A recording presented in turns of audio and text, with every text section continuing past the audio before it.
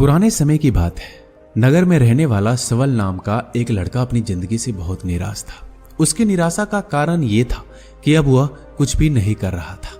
उसके माँ बाप उसे ताने मारते कि तेरे सारे मित्र कुछ ना कुछ कर रहे हैं, लेकिन तू अभी भी घर में बैठा हुआ है। मित्रों के बीच भी अक्सर उसका मजाक ही बनता। वह कहीं जाता तो लोग उससे पूछते कि क्या कर रहे हो। उसे ये बताने में बड़ी शर्म आती कि अभी वह कुछ भी नहीं कर रहा है। धीरे धीरे उसने रिश्तेदारों के यहाँ जाना और लोगों से मिलना जुलना कम कर दिया। वह ज्यादातर समय अपने घर में ही बैठा रहता। वह अकेले में रोता, भगवान को कोसता और अपनी किस्मत को दोष देता। अब उसे अपनी जिंदगी बोझ सी लगने लगी थी। कभी कभी वह सोचता कि जब वह कुछ करने के लायक ही नहीं है तो फिर उसे जिंदा रहने का क्या फायदा, उसे तो मर जाना चाहिए। एक दिन वह अपने नगर की एक सड़क से गुजर रहा था। तभी उसने देखा कि एक गुरु दुख के ऊपर प्रवचन दे रहे हैं। वह भी उस भीड़ में जाकर बैठ गया और गुरु के प्रवचन सुनने लगा। गुरु बोल रहे थे, दुख एक गुरु की भांति होता है जो हमें जीवन की सच्चाई दिखाता है और हमें सही से जीवन जीने का तरीका सिखाता है। आप चाहे तो अपने दुख रूपी गुरु से जीवन जीना भी सीख सकते हैं और चाहे तो उस दुख में डूबकर बैठकर रो भी सकते हैं। सवल भी गुरु की ये सारी बातें ध्यान से सुन रहा था, लेकिन उसे गुरु की ये बातें सही नहीं लगी। उसने खड़े होकर कहा, दुख कुछ भी सिखाकर नहीं जाता, सिर्फ पीड़ा देकर जाता है। दुख की पीड़ा अनंत होती है। ऐसा लगता है इसके बाद कुछ भी नहीं होने वाला, कुछ भी नहीं मिलने वाला। मृत्यु भी उसके सामने छोटी लगने लगती है। गुरु ने कहा, आखिर क्या दुख है तुम्हें? सवल ने अपना सारा दुख गुरु के समक्ष कह सुनाया और पूछा, क्या आपके पास मेरे इस दुख का कोई समाधान है? यह सुनकर गुरु मुस्कुराए और बोले, जिस दिन तुम्हारे जीवन में सच्चा दुख आएगा उस दिन मेरे पास आना, मैं तुम्हारे दुख का समाधान अवश्य करूंगा। इतना कहकर गुरु वहां से चले गए। सवल ने सोचा, क्या मेरा दुख सच्चा नहीं है? क्या जिस दुख से मैं गुजर रहा हूं वह झूठा है? कोई भी मेरे दुख को नहीं समझता। जब माँ बाप ही नहीं समझ पाए तो गुरु क्या समझेंगे? अपने दुखों से परेशान होकर सवल ने एक निर्णय लिया कि अब वह कुछ करके दिखाएगा। उसने एक छोटा सा व्यापार शुरू किया, लेकिन उसमें सफलता नहीं मिल रही थी। लेकिन उसके घरवाले खुश थे कि वह कुछ तो प्रयास कर रहा है। वह अपने व्यापार में जुटा रहा और धीरे धीरे सफलता भी मिलने लगी।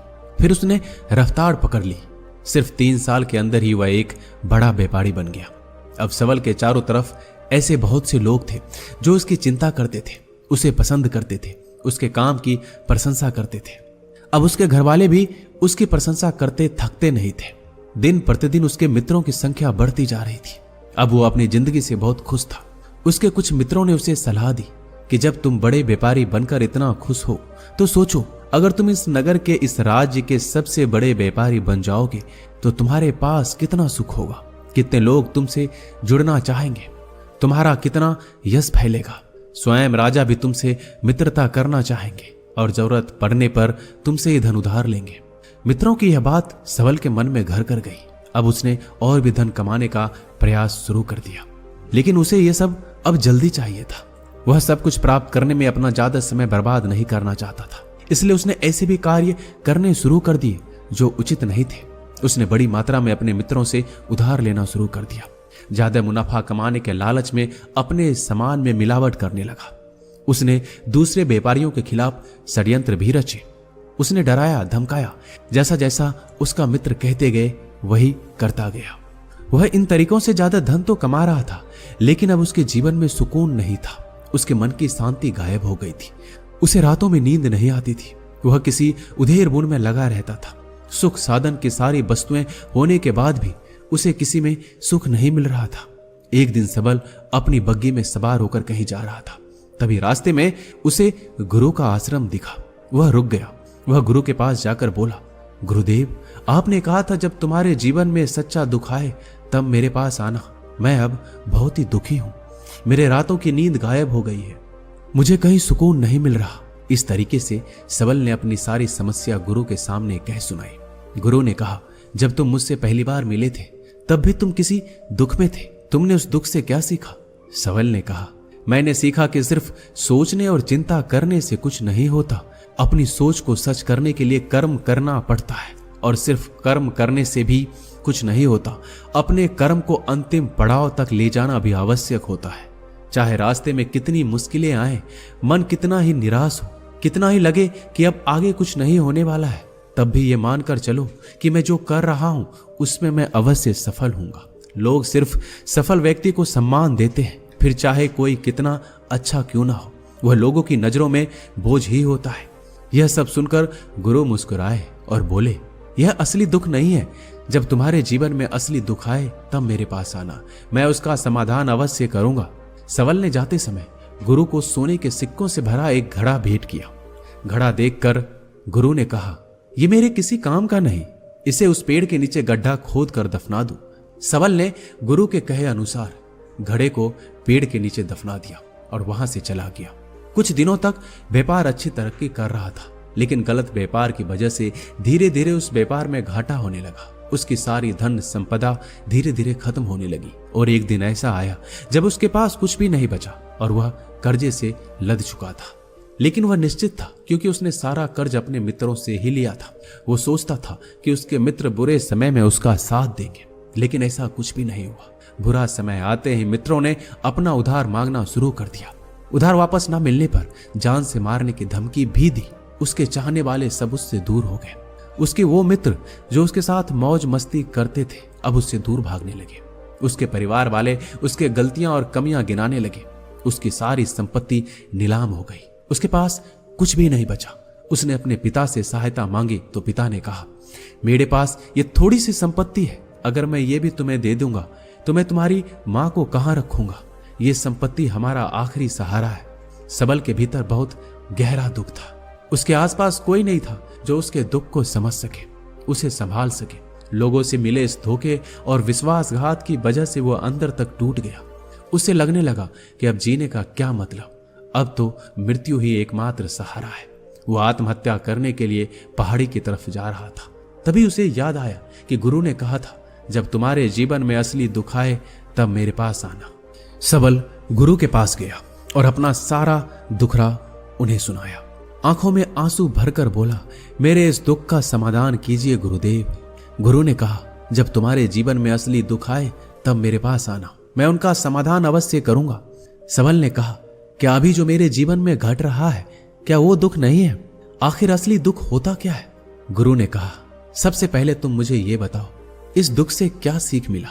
सबल ने कहा, मैंने सीखा कि जो लोग हमारी सफलता, हमारी तरक्की की वजह से हमारे जीवन में आए हैं वो हमें धोखा अवश्य देंगे, क्योंकि बुरे समय में हमारे साथ खड़े नहीं होंगे। वह केवल अच्छे समय में हमारा फायदा उठाएंगे और बुरे समय में छोड़कर चले जाएंगे। भरोसा केवल उन्हीं लोगों पर करना चाहिए जो हमारे बुरे समय में, असफलता के समय में हमारे साथ खड़े रहते हैं। लेकिन ऐसे लोग बहुत ही कम होते हैं, पर जिसके पास होते हैं उनकी कद्र करनी चाहिए, उनका अपमान नहीं करना चाहिए। मैंने ये भी सीखा कि कभी किसी के खिलाफ षड्यंत्र नहीं रचना चाहिए। ईमानदारी और धैर्य के साथ काम करना चाहिए और कभी लालच नहीं करना चाहिए। अपना सारा दुख और अनुभव बताने के बाद सबल आंखों में आंसू भरकर गुरु के सामने बैठा रहा। थोड़ी देर बाद गुरु उठे और उस पेड़ के नीचे गड्ढा खोदकर वह घड़ा बाहर निकाला जो सोने के सिक्कों से भरा हुआ था और उसे सबल को दे दिया और कहा, तुम्हारे जीवन में असली दुख आए तब मेरे पास आना। सबल ने गुरु को धन्यवाद दिया और प्रणाम कर कर वहां से चला गया। उसने उस धन से एक छोटा व्यापार शुरू किया। अब वह एक छोटा व्यापारी बनकर खुश था। अपनी पूरी लगन और ईमानदारी से व्यापार किया। देखते ही देखते वो फिर अपने नगर का एक बड़ा व्यापारी बन गया। उसका जीवन खुशियों और सुविधाओं से भर गया। लेकिन कोई कितना भी अच्छा हो, कितना भी अच्छा काम करे, दान करे, पुण्य करे, लोगों की मदद करे, लेकिन जीवन में दुख तो आता ही है। तो सबल के जीवन में भी दुख आया। उसके माता पिता की मृत्यु के रूप में। वो दोनों एक ही दिन मृत्यु को प्राप्त हो गए। सबल अपने माता पिता से बहुत प्रेम करता था, इसलिए उसे उनकी मृत्यु से बहुत गहरा आघात पहुंचा। उन दोनों के पार्थिव शरीर को शमशान घाट ले गया। वहां उनकी अंतिम क्रिया की गई। वहां उसने अपने माता पिता के शरीर को जलते हुए देखा तो उसका मन बेचैन हो गया। उसके अंदर बहुत से प्रश्न उठने लगे। वह घर वापस आया तो अपने माता पिता के घर और संपत्ति को देखा जिसके लिए उसके माता पिता हमेशा लड़ते रहते थे। आज वो लावारिस पड़ी है। आज उसकी देखरेख करने के लिए उसके लिए लड़ने वाले इस दुनिया से चले गए। उसके पिता ने जो भी कमाया था, जो भी बनाया था, सब कुछ यहीं रह गया था। एक दिन पहले किसी से भी अपनी संपत्ति के लिए लड़ जाने वाले उसके पिता आज इस दुनिया से अलविदा हो गए थे। उसका मन इसी तरह के अनेक विचारों के भंवर में फंसा हुआ था। उसे अंदर से अकेलापन और डर महसूस हो रहा था। उसे कुछ खालीपन सा महसूस हो रहा था। उसे लग रहा था कुछ तो है जिसे वो समझ नहीं पा रहा। इसलिए वो गुरु के पास गया। उसे देखते ही गुरु ने कहा, क्या जीवन में कोई दुख है? तो सबल ने कहा, वैसे तो जीवन में कोई दुख नहीं है गुरुदेव, सब सुख है, सब अच्छा चल रहा है। लेकिन आज मेरे माता पिता की मृत्यु हो गई। इस घटना ने मेरे मन को बेचैन कर दिया है। गुरु ने कहा, इसमें दुखी होने वाली कौन सी बात है? एक दिन तो सभी के प्रियजनों को मरना ही है। हमेशा जीवित ना तो कोई रहा है ना कोई रहेगा। एक दिन तो तुम्हें मरना ही है। हो सकता है कल ही मर जाओ या आज भी मर सकते हो। सबल ने कहा, यह आप क्या कह रहे हैं गुरुदेव? मैं भी मर जाऊंगा, पर मैं तो अभी जवान हूं। गुरु ने कहा, इसी भ्रम में तो सभी जी रहे हैं कि मृत्यु दूसरों को आती है, बुढ़ापा दूसरों को आती है, लेकिन बूढ़ों के सामने ही जवान मर जाते हैं, बच्चे मर जाते हैं। मृत्यु का किसी उम्र से कोई संबंध नहीं, ये तो सबको अपना ग्रास बना लेती है। गुरु की ये बातें सबल के मन में घर कर गई। वो चुपचाप वहां से चला गया, लेकिन उसका मन अब भी बेचैन था, अब भी अशांत था। वह कुछ खालीपन सा महसूस कर रहा था। वह पूरे दिन अपने बारे में सोचता रहा कि वह इस दुनिया में क्यों आया है। क्या सिर्फ चीजों को उपयोग करना और मरना ही जीवन का लक्ष्य है? ऐसे बहुत से प्रश्न उसके मन में लगातार उठ रहे थे, लेकिन उसका उत्तर नहीं मिल पा रहा था। उसका दुख दिन प्रतिदिन बढ़ता जा रहा था। कुछ दिनों बाद वह फिर गुरु के पास पहुंचा और बोला, गुरुदेव, मैं बहुत दुखी हूं। मैं ये नहीं जान पा रहा हूं कि मैं कौन हूं, इस दुनिया में क्यों आया हूं। ये सुनकर गुरु मुस्कुराए और बोले, आज पहली बार तुम्हारे जीवन में सच्चा दुख पैदा हुआ है। वास्तव में यही वो दुख है जो दुख कहलाने के लायक है, कि हमें पता नहीं कि हम कौन हैं, क्यों आए हैं, क्या करना है, कैसे करना है। सबल ने कहा, गुरुदेव, मेरे इस दुख का समाधान कीजिए। गुरु ने कहा, हम सभी इंसान जीवन भर क्या इकट्ठा करते हैं? सबल ने कहा, हम सभी इंसान जीवन भर धन, संपत्ति, मान, सम्मान, परिवार, मित्र, शत्रु, पद, प्रतिष्ठा, यही इकट्ठा करते हैं। गुरु ने कहा, क्या इन इकट्ठा हुई सभी चीजों से एक भी चीज साथ ले जाया जा सकता है? सबल ने कहा, नहीं गुरुदेव, इनमें से कुछ भी साथ नहीं ले जाया जाता। मेरे माता पिता के साथ कुछ नहीं गया, सब कुछ यहीं छूट गया है, परिवार, संपत्ति, सब कुछ। तो गुरु ने कहा, अब मेरी बातों को ध्यान से सुनना। इस दुनिया में हमें जो इकट्ठा करना है वो हम इकट्ठा करते नहीं।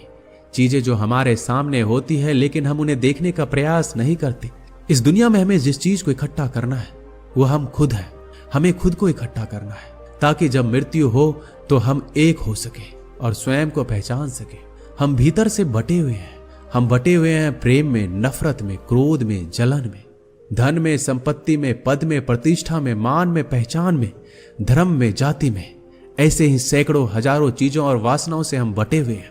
हम टुकड़ों में जीवन जी रहे हैं। इस बंटवारे की वजह से हमारी चेतना कभी एक नहीं हो पाती। हमारी चेतना बिखर गई है। इसलिए हमारे पास इतना भी समय नहीं है, इतना भी ऊर्जा नहीं है कि हम मुड़कर एक बार अपने भीतर देख सकें। वास्तव में जिस धन की कमी, सुविधाओं की कमी, मान सम्मान की कमी को लोग दुख समझते हैं और जीवन भर उसे दुख बोलकर रोते हैं, उनका समाधान खोजने का प्रयास करते हैं, उन्हें उनका समाधान कभी मिलेगा ही नहीं। क्योंकि जिन्हें लोग दुख कहते हैं वो असली दुख है ही नहीं। वो तो सिर्फ इंसान की चाहत है, उसकी इच्छा है जिसकी पूर्ति कभी नहीं की जा सकती। इसलिए यहां व्यक्ति को ऐसे दुखों का कभी समाधान मिलता ही नहीं। इसलिए इन सब के ऊपर अगर अपने दुखों का परम समाधान चाहिए तो सबसे पहले अपने आप को इकट्ठा करो। अपने ऊर्जा को इस संसार से वापस खींचो और एकत्रित करो। अपने ऊपर ध्यान दो, खुद पर ध्यान लगाओ। पहले अपने आप को पहचान लो, ऐसे ही बिखरते हुए मत चलो। सबल ने कहा, क्या गुरुदेव, हमें ये संसार छोड़ देना चाहिए? अपने सभी इच्छाओं को मार देना चाहिए? किसी से प्रेम नहीं करना चाहिए? धन संपत्ति इकट्ठा नहीं करना चाहिए? मान सम्मान की आशा छोड़ देनी चाहिए? गुरुदेव ने कहा, एक बिखरे हुए मनुष्य के अंदर से कामनाएं, इच्छाएं और वासनाएं ऐसे ही निकलती है जैसे पहाड़ से कोई पत्थर गिर रहा हो, जिस पर पहाड़ का कोई नियंत्रण नहीं है सिवाय देखने, परेशान होने और कुछ खोने के। इसी प्रकार एक बिखरे हुए मनुष्य की इच्छाएं अनियंत्रित और दुखदायी होती है। उसका अनियंत्रित मन कुछ भी इच्छाएं और कल्पनाएं करता रहता है और दुखी होता रहता है। लेकिन जब व्यक्ति एकत्रित हो जाता है तो वो जो भी करता है उसके नियंत्रण में करता है, तब इच्छाएं भी उसकी इच्छा से निकलती है। सबल ने कहा, गुरुदेव, आपने मेरे सच्चे दुख का समाधान कर दिया। उसके बाद आपका बहुत धन्यवाद। मैं खुद को एकत्रित करने का प्रयास करूंगा। गुरु ने कहा, मानव शरीर में बहुत ऊर्जा है, बहुत शक्ति है, पर यह बेकार के कामों में बटकर रह गई है, व्यर्थ की चीजों में लगी रहती है। यह ऐसा है कि जैसे एक अत्यंत शक्तिशाली मशीन किसी बच्चे के हाथ में दे दी गई हो और बिना सोचे समझे, बिना किसी नियंत्रण और जानकारी के बस इस शक्ति को कहीं भी बर्बाद कर रहा है। इसलिए अपनी चेतना की शक्ति पर ध्यान दो और इसे एकत्रित करो। सबल को अपने प्रश्नों का उत्तर मिल चुका था। उसने गुरु को धन्यवाद किया और चुपचाप वहां से चला गया। दोस्तों, इस वीडियो में बस इतना ही। मिलते हैं अगले वीडियो में। अपना ख्याल रखिएगा।